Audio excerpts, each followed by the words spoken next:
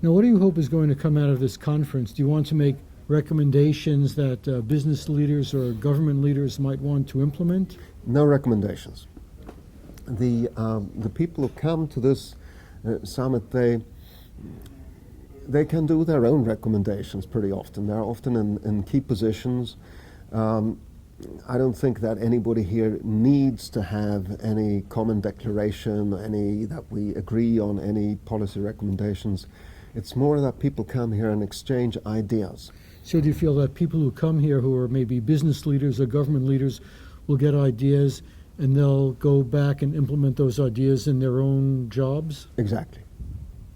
So this is the thing, and this type of meeting as we're having here, it's rather unusual that people on this level, from so many different directions, can come together and just exchange ideas. It's usually that it's formatted, fits into some agenda, or as you say, it leads to some kind of policy recommendation and so on. It's maybe a bit too early to give policy recommendations on innovation for jobs because,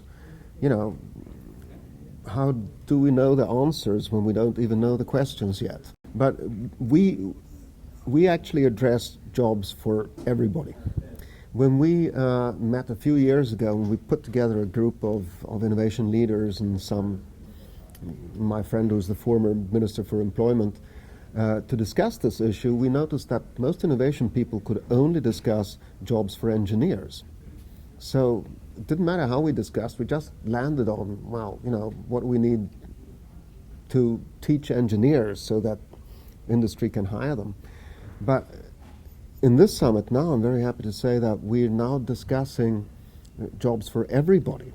So we're talking about jobs for the unskilled people in India and the people with low-skilled jobs in the US who are losing their jobs. So I think that we need to discuss not only how can we shape people for jobs, but how can we shape jobs for people? Because now we have, with information technology, we can match people's talents and interests much better with tasks. And maybe we can even create tasks that fit people, especially that, somebody comes along and has a special talent that we didn't think of before, what one could do with, and then suddenly we think, we can do something with this, and then it turns out that there's some people who want to have it.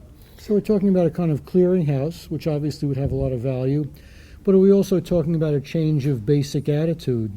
Yes. For example, like we're concerned about the well-being of all the members of society rather than only the well-being of oneself.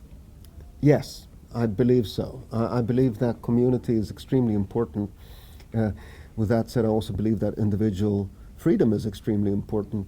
So I think we need to have a mixture of community and also that we see the value in the unique capabilities of an individual. And that, wouldn't it be fantastic if people could get jobs because they were unique at something and not because they fit the mold?